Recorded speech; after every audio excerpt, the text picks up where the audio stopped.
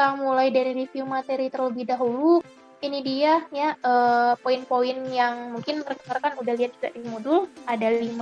Kalau di modul ada 5, nanti akan Sandra tambahkan 2 diagnosa lagi. Jadi kita akan diskusi kurang lebih 7 diagnosa pada malam hari ini.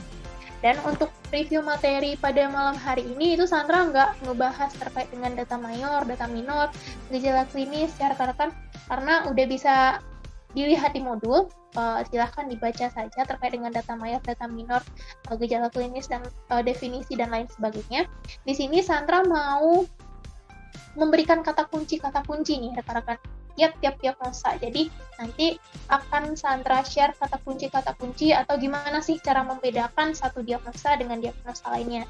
Karena kan kalau keperawatan komunitas ini diagnosanya hampir-hampir mirip ya rekan-rekan antara satu dengan yang lainnya. Jadi nanti akan coba Sandra paparkan perbedaannya. Kita mulai terlebih dahulu dari review diagnosa ya rekan-rekan. Dari sini Sandra akan berikan beberapa kata kunci nih untuk masing-masing diagnosa. Diagnosa pertama yang akan kita diskusikan adalah diagnosa manajemen kesehatan tidak efektif. Nah, mungkin diagnosa ini sering rancu nih, atau bagi rekan-rekan yang udah melihat atau udah baca-baca modul akan sering rancu diagnosa terkait dengan diagnosa manajemen kesehatan tidak efektif, pemeliharaan kesehatan tidak efektif, dan nanti ini juga sering rancu dengan diagnosa ketidakpatuhan. 3 diagnosa ini sebenarnya sering ditanyakan perbedaannya oleh teman-teman rekan-rekan sebelumnya. Jadi di sini Sandra akan coba jelaskan perbedaan dari ketiga diagnosa ini. Kita mulai terlebih dahulu dari diagnosa manajemen kesehatan tidak efektif. Untuk diagnosa manajemen kesehatan tidak efektif ini rekan-rekan, yang pertama kata kuncinya adalah sudah muncul masalah kesehatan. Jadi di sini sudah terdapat permasalahan kesehatan nih di komunitas, di sebuah komunitas ataupun di individu ataupun masyarakat, ini udah kelihatan nih ada masalah kesehatan. Nah, ketika sudah muncul masalah kesehatan, di diagnosa manajemen kesehatan tidak efektif ini, masyarakatnya sudah ada kemauan atau sudah ada keinginan untuk mencari bantuan. Jadi udah ada upaya dari masyarakatnya untuk mencari bantuan kesehatan. Lalu kalau seperti itu masalahnya di mana, Kak? Nah, permasalahan dari manajemen kesehatan tidak efektif ini adalah selama intervensi pengobatan. Jadi ini terkait untuk diagnosa manajemen tidak efektif ini erat hubungannya dengan intervensi nih, Kak. Di sini kata kunci dari diagnosa manajemen kesehatan tidak efektif. Pasiennya itu selama menjalankan intervensi pengobatan yang kita sarankan itu tidak optimal. Ada bagian intervensi pasiennya saat kita sarankan nih, saat kita menegakkan diagnosa, tentunya nanti akan kita intervensi. Nah, selama pengobatan inilah salah terjadi. Pasiennya nggak optimal menjalankan intervensi yang kita berikan. Contohnya gimana? Misalnya nih, pasien atau seorang itu mengeluh mengalami pasien mengeluh sering sakit kepala, duduk, kan? Nah, lalu pasiennya karena merasa nggak enak badannya, tadi ya sakit kepala, sering sakit kepala, terus sering duduk, akhirnya mencari bantuan kesehatan. Misalnya udah berobat nih ke puskesmas, saat di puskesmas ternyata pasiennya didiagnosa dengan hipertensi. Lalu tentunya akan ada serangkaian pengobatan yang kita sarankan. Contohnya misalnya pasiennya harus minum obat dan ternyata secara teratur. Kata kunci untuk menegakkan si diagnosa manajemen kesehatan tidak efektif ini nih rekan-rekan, ketika pertama harus muncul dulu masalah kesehatannya. Jadi harus muncul masalah kesehatan. Ketika masalah kesehatan sudah muncul, pasiennya ada upaya untuk mencari bantuan, tapi setelah mencari bantuan terjadi permasalahan pada bagian intervensi. Masalahnya seperti apa? Pada atau selama intervensi berlangsung, ternyata pasien ini menjalankan pengobatannya tidak optimal. Itu kata kuncinya ya rekan-rekan. Jadi pengobatannya nih yang nggak efektif oleh si pasien. Pengobatannya tidak efektif, jadi pasiennya ini dalam menjalankan pengobatan ini nggak optimal. Contohnya seperti apa? Misal nih, tadi Sandra jelaskan ya, pasien ini mengeluh sering sakit kepala, terus kaku kuduk. Lalu saat merasakan keluhan tersebut, pasiennya berobatlah ke puskesmas. Berarti di sini udah ada upaya untuk mencari bantuan kesehatan ya, atau udah ada upaya nih untuk mengatasi masalahnya tadi. Udah berobat ke puskesmas, saat berobat misalnya ternyata pasiennya didiagnosa dengan hipertensi. Setelah muncul diagnosa medisnya, tentu akan ada serangkaian intervensi ya rekan-rekan yang harus kita jalankan atau yang harus dijalankan nih oleh si pasien. Misal di sini dianjurkan pasiennya untuk mengkonsumsi obat antihipertensi nih secara teratur. Nah, si pasiennya yang harusnya mengkonsumsi obat tadi secara teratur, ternyata dia nggak minum obat secara teratur. Nggak minum obat secara teratur ini berarti maksudnya mungkin hari ini minum obat, besoknya nggak diminum. Besoknya lagi minum, besok setelah itu dia nggak minum lagi gitu. Jadi mengkonsumsi obatnya si pasiennya nggak teratur. Nah, kalau seperti itu, berarti ini diagnosanya adalah manajemen kesehatan tidak efektif. Si diagnosa manajemen kesehatan tidak efektif ini nih rekan-rekan sering rancu dengan diagnosa ketidakpatuhan. Yang tadi nih, si diagnosa ketidakpatuhan tadi. Kenapa? Karena ketidakpatuhan ini dia sama nih karakternya, permasalahannya sama-sama pada bagian intervensi. Sama-sama pada bagian intervensi. Bedanya di mana? Bedanya kalau si manajemen tadi, pasiennya ada upaya ya, rekan-rekan, pasiennya masih mengikuti program pengobatan yang kita anjurkan, tapi tidak efektif atau tidak optimal. Kalau ketidakpatuhan ini, dia ada masalah, tapi saat intervensi ini pasiennya memang nggak mau ngikutin rencananya, atau pasiennya menolak anjuran yang kita sarankan. Kita contohkan dengan kasus yang tadi ya, rekan-rekan. Kita contohkan dengan kasus yang sama, pasiennya dianjurkan untuk mengkonsumsi obat untuk penurun tekanan darah tadi, ternyata si pasiennya nggak mau minum obat. Atau misalnya nih, pasiennya awalnya mau nih minum obat, hari pertama, hari kedua masih dikonsumsi oleh si pasien. Lalu setelah 2 hari ternyata dia merasa sudah baikan, udah nggak minum lagi setelah itu. Jadi kan pasiennya nggak ngikutin ya rencana yang kita sarankan. Nah, berarti itu masuk ke dalam diagnosa ketidakpatuhan. Kelihatan perbedaannya rekan-rekan? Antara diagnosa manajemen dan ketidakpatuhan ini? Itu tadi perbedaan diagnosa manajemen kesehatan tidak efektif dan ketidakpatuhan. Lalu, si manajemen kesehatan tidak efektif ini nih rekan-rekan sebenarnya juga sering rancu dengan diagnosa pemeliharaan kesehatan tidak efektif. Tapi sebenarnya kalau kita lihat-lihat lagi, perbedaannya kelihatan kok rekan-rekan. Kalau tadi ya manajemen itu ada 3 nih. Masalahnya ada, upaya dari si pasiennya untuk mencari bantuan ada, tapi permasalahannya di intervensi. Tapi kalau si pemeliharaan, ini yang pertama sama-sama sudah muncul masalah. Jadi pertama masalahnya udah muncul.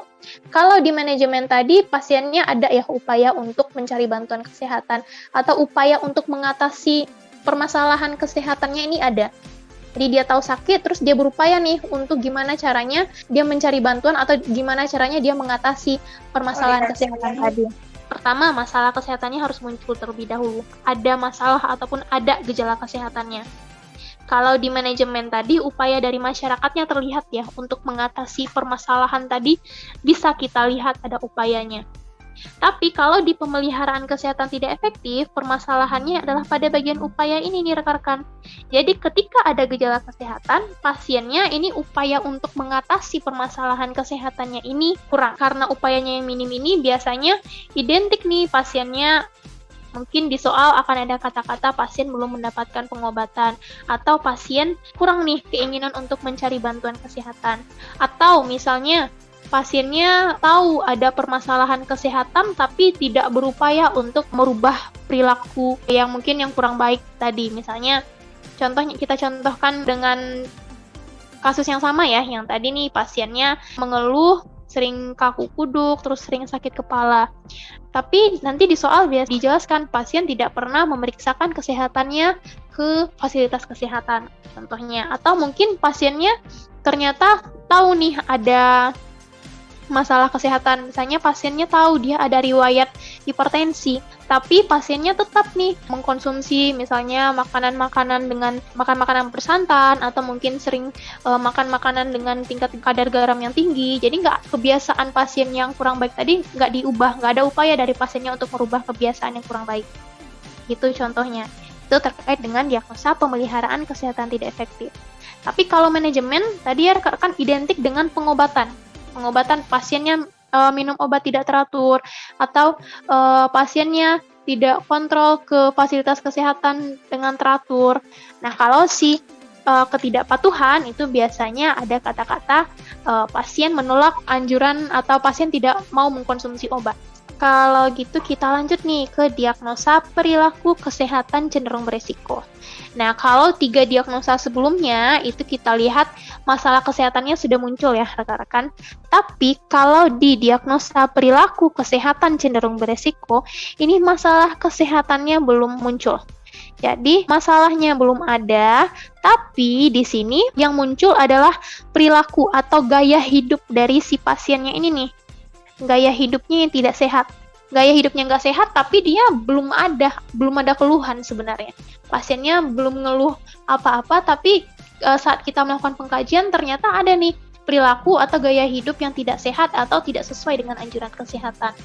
Contohnya misalnya di sebuah daerah itu ternyata pasiennya maksud Sandra masyarakatnya itu sering mengkonsumsi makanan bersantan atau misalnya selalu menambahkan garam pada setiap makanan. Atau mungkin kasus lainnya, misalnya di sebuah keluarga, misalnya dilihat ternyata di rumah tersebut keluarga biasanya membuang sampah atau mengelola sampah dengan cara dibakar. Terus ventilasi atau sirkulasi udaranya tidak baik. Ada kandang ternak misalnya di dekat rumah yang jaraknya tidak jauh dari rumah si klien dan lain sebagainya. Nah, itu kan cuman sampai situ tuh datanya titik. Apakah masalah keperawatan utama yang bisa kita angkatkan? Nah, kalau seperti itu, kan di soal kita lihat belum muncul atau belum kelihatan nih ada tanda-tanda atau masalah kesehatan, tapi ada data perilaku yang tidak sesuai dengan anjuran kesehatan, maka kalau seperti itu bisa kita angkatkan diagnosa perilaku kesehatan cenderung beresiko. Gitu dia. Untuk diagnosa selanjutnya, Sandra akan review terkait dengan diagnosa defisit kesehatan komunitas. Karena di sini ada kata-kata komunitas, tentunya ini diagnosanya khusus untuk diagnosa komunitas ya rekan-rekan. Kalau diagnosa lainnya itu sebenarnya bisa kita angkatkan di diagnosa keluarga, bisa kita angkatkan di diagnosa komunitas. Tapi kalau untuk diagnosa defisit kesehatan komunitas ini hanya bisa kita angkatkan untuk diagnosa komunitas, karena ini kan ada kata-kata komunitas ini. Oke, kita lanjut ya, diagnosa defisit kesehatan komunitas. Untuk diagnosa defisit kesehatan komunitas ini sama dengan 3 diagnosa sebelumnya, itu harus muncul masalah kesehatannya terlebih dahulu. Masalahnya ini boleh 1 atau lebih. Tapi di sini ketika nih rekan-rekan sudah muncul masalah kesehatan, ternyata program untuk mengatasi masalahnya ini nggak ada. Jadi di sini terkait dengan program nih rekan-rekan, program atau solusi dari masalah kesehatannya yang nggak ada. Bedakan dengan diagnosa pemeliharaan kesehatan tidak efektif ya, mungkin nanti takutnya rekan-rekan nangkapnya berarti programnya belum ada, berarti takutnya nanti hampir ketukar nih dengan diagnosa pemeliharaan kesehatan tidak efektif. Kalau si pemeliharaan kesehatan tidak efektif ini perlu rekan-rekan garis bawahi di sini upaya dari si masyarakat ya rekan-rekan. Berarti di sini sebenarnya solusi untuk mengatasi masalahnya sudah ada, tapi upaya dari masyarakat untuk mencari bantuan kesehatan yang minim. Nah, kalau ini yang bermasalah itu adalah solusinya, solusi permasalahan dari tenaga kesehatannya yang belum ada. Masalahnya udah muncul, tapi solusi dari tenaga kesehatan ataupun institusi-institusi terkaitnya yang belum ada untuk mengatasi si permasalahan yang tadi. Atau bisa jadi programnya udah ada, solusinya udah ada, tapi nggak berjalan dengan optimal. Akhirnya sama aja ya, akhirnya sama-sama nggak menyelesaikan masalah kesehatan yang tadi. Untuk diagnosa kesiapan peningkatan manajemen kesehatan, ini diagnosanya bisa kita angkatkan ketika nanti ada nih data-data yang mengarah pada perubahan yang lebih positif atau perilaku adaptif dari si masyarakatnya udah meningkat. Contohnya misalnya nanti di soal, pokoknya di diagnosa kesiapan peningkatan manajemen kesehatan ini rekan-rekan biasanya data-data yang kita temukan itu adalah data-data yang positif atau data-data yang mengarah kepada perilaku yang lebih baik. Atau mungkin bisa jadi kesehatan si kliennya sudah membaik. Contohnya misalnya pasien yang tadi tidak teratur minum obat, sekarang sudah minum obat secara teratur. Pasien yang sebelumnya jarang memeriksakan kesehatannya, sekarang udah mulai rajin nih periksa kesehatan secara berkala ke fasilitas kesehatan. Jadi data-data yang muncul itu adalah data-data dengan perubahan perilaku yang lebih baik dari masyarakatnya. Itu kata kunci untuk diagnosa kesiapan peningkatan manajemen kesehatan. Lalu untuk diagnosa terakhir adalah diagnosa defisit pengetahuan. Ini mungkin sering muncul ya saat tryout ataupun saat ujian, ini lumayan sering muncul diagnosa defisit pengetahuan ini. Nah, kalau untuk mengangkatkan diagnosa defisit pengetahuan itu harus ada data ketidaktahuan. Kata kuncinya di sini adalah ada data ketidaktahuan dari si klien terkait dengan persoalan tertentu. Jadi setelah kita analisa soal, ada data-data yang mengarah kepada ketidaktahuan dari pasiennya. Pasiennya nggak tahu terkait dengan permasalahan kesehatan atau persoalan tertentu. Nah, karena si pasiennya nggak tahu, tentunya nanti akan mengakibatkan perilaku dari si pasien tadi nggak sesuai nih dengan anjuran kesehatan. Jadi harus ada data yang pertama terlebih dahulu, ketidaktahuan dari si klien terkait dengan persoalan kesehatan tertentu. Itu kata kunci untuk mengangkatkan diagnosa defisit pengetahuan.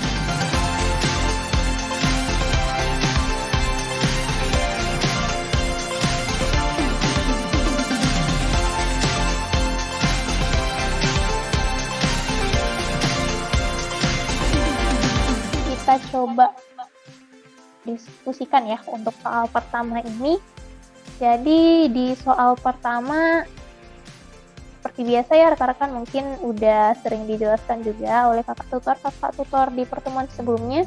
Biasakan kalau menjawab soal kita baca terlebih dahulu pertanyaannya. Di sini yang ditanyakan adalah diagnosa keperawatan yang tepat. Oke, baik, kita coba saring ini kata kunci yang perlu kita garis bawahi. Di sini seorang perawat melakukan pengkajian di sebuah desa. Hasil pengkajian dan pemeriksaan dilakukan oleh perawat terhadap 10 lansia didapatkan bahwa data pertama adalah sebagian besar tekanan darah dan gula darah lansia lebih dari normal. Jadi tekanan darah dan gula lebih dari normal.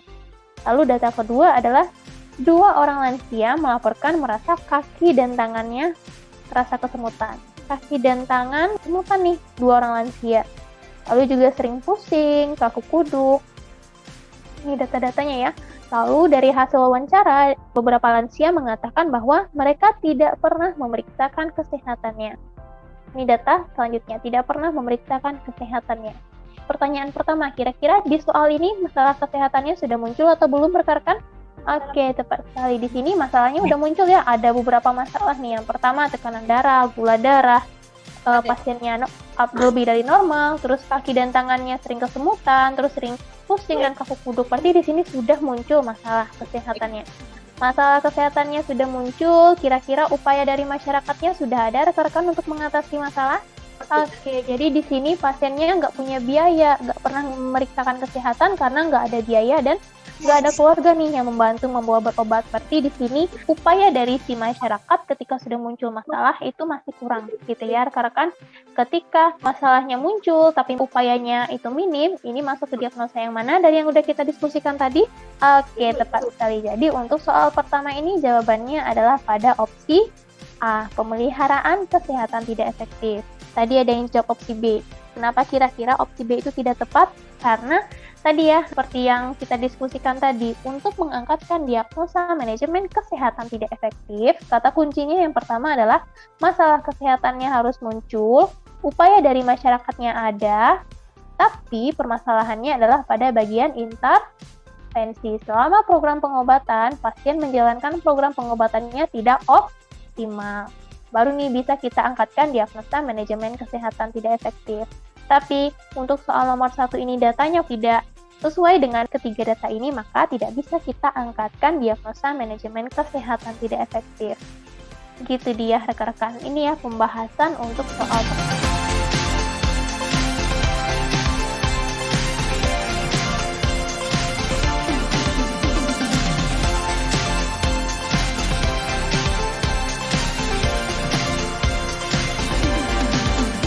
Langsung kita bahas ya rekan-rekan. Di soal nomor 2 ini yang ditanyakan masih masalah keperawatan ya. Masih masalah keperawatan yang tepat berdasarkan kasus. Sip, kita coba cek kasusnya terlebih dahulu. Di sini perawat komunitas melakukan survei. Berdasarkan hasil survei didapatkan bahwa 5% remaja tidak bersekolah, 30% remaja pernah merokok, 15% remaja memiliki pacar, 5% pernah melakukan seks pranikah. Berdasarkan laporan dari Kader, terdapat remaja usia 17 tahun hamil di luar nikah. Di wilayah tersebut, belum ada program untuk kesehatan remaja. Pertanyaannya, untuk soal nomor 2 ini masalah kesehatannya sudah muncul atau belum? Nah, untuk soal ini sebenarnya masalahnya ada pada data yang ini nih rekan-rekan. Berdasarkan hasil laporan Kader, terdapat remaja usia 17 tahun hamil di luar nikah. Kenapa muncul permasalahan ini? Karena berdasarkan hasil survei dari data yang ini sampai ini faktor resiko ya, atau faktor yang mengakibatkan si remaja tadi hamil di luar nikah. Tapi di sini masalahnya fokusnya adalah pada bagian ini nih. Karena kegiatan-kegiatan atau aktivitas dari si remaja yang tidak sesuai tadi, maka muncullah permasalahan kesehatan, yaitu remaja usia 17 tahun hamil di luar nikah. Berarti di sini masalahnya sudah muncul. Ketika masalah sudah muncul, ternyata ada data nih, wilayah tersebut belum ada program. Nah, ini dia kata kuncinya adalah ketika muncul masalah, tapi ternyata program untuk kesehatan remaja ini belum muncul. Kalau datanya seperti ini, kira-kira diagnosanya yang mana rekan-rekan? Masalah sudah ada, tapi program tidak ada. Diagnosa defisit kesehatan komunitas. Tepat sekali. Jadi untuk soal nomor 2 ini, jawabannya adalah pada opsi D.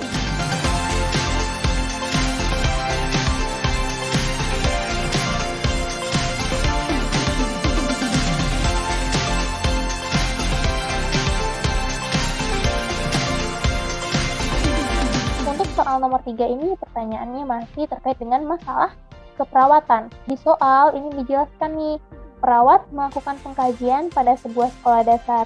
Dari hasil pengkajian didapatkan data banyak siswa yang jajan sembarangan. Jadi data pertama adalah siswa jajan sembarangan, tidak mencuci tangan, lalu juga sampah pada laci meja. Untuk soal nomor 3 ini, kira-kira masalah kesehatannya sudah muncul atau belum rekan-rekan? Masalahnya sudah ada atau belum? Oke, masalahnya belum muncul. Lalu data apa yang terlihat di soal? Perilaku dari si siswa sekolah dasar ini ya.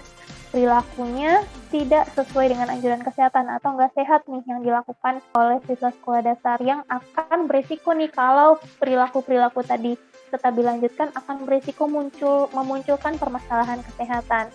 Nah, maka ketika di soal terdapat data masalahnya belum muncul, tapi perilakunya yang sudah bermasalah atau perilakunya yang tidak sesuai dengan anjuran kesehatan, maka jawabannya adalah diagnosa perilaku kesehatan cenderung beresiko, yaitu pada opsi D. Ini dia pembahasannya.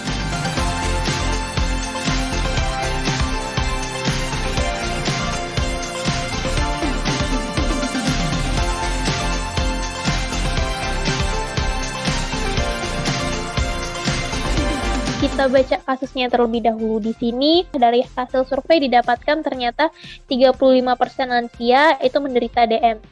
35 menderita DM, lalu ternyata 25%-nya tidak teratur minum obat. Tidak teratur minum obat dan mengatakan sudah bosan minum obat.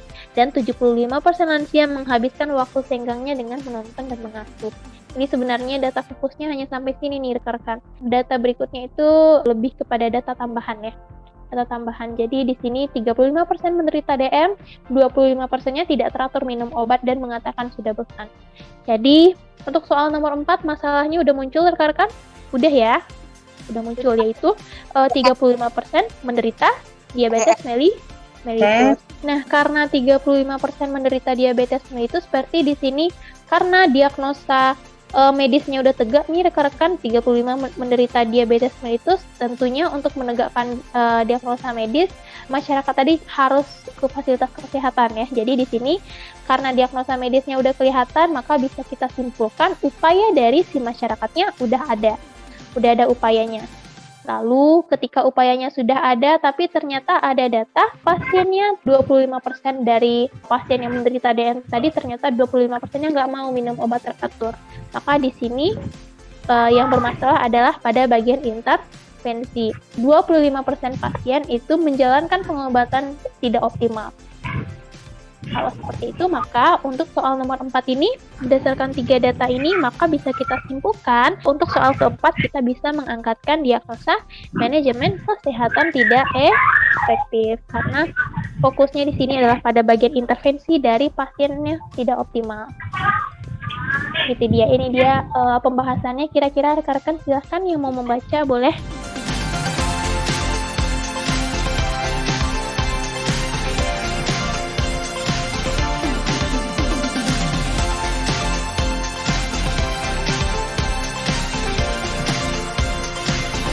Kita lanjut pembahasannya. Nah, di sini untuk soal nomor 5 yang ditanyakan adalah masih diagnosa ya. Masih diagnosa keperawatan. Nah, di sini data pertama adalah Kader melaporkan 90% penderita TB selalu minum obat teratur. Lalu 75% berat badan penderita TB mulai meningkat. Jadi data pertama 90% udah minum obat teratur, 75% badan penderita TB ini udah meningkat, dan dari hasil wawancara mengatakan bahwa mereka ingin sembuh. Berarti di sini bisa kita simpulkan data-data yang muncul ini data-data yang udah positif ya rekan-rekan, atau emang data ini yang kita harapkan dari kasus TB di wilayah binaan tersebut. Jadi kalau data-datanya seperti ini nih rekan-rekan, datanya udah mengarah kepada perubahan yang lebih adaptif, maka sudah bisa kita angkatkan diagnosa kesiapan peningkatan manajemen kesehatan. Jadi kayak gini nih maksud dari Sandra tadi, data-data yang mengarah ke perubahan atau ke perilaku yang lebih adaptif tadi. Ini dia pembahasannya. Sudah kelihatan ya tadi, tapi nggak apa-apa, silahkan dibaca terlebih dahulu, atau yang mau screenshot boleh di screenshot terlebih dahulu. Mungkin diskusi kita pada hari ini Sandra cukupkan sampai di sini ya rekan-rekan. Boleh nanti kalau misalnya ada yang ingin ditanyakan di kemudian hari, boleh nanti di Japri Bang Isi atau boleh langsung Japri Sandra, nanti insya Allah akan coba Sandra jawab. Untuk diskusi kita pada malam hari ini Sandra cukupkan sampai di sini. Wabillahi taufiq wal hidayah. Wassalamualaikum warahmatullahi wabarakatuh.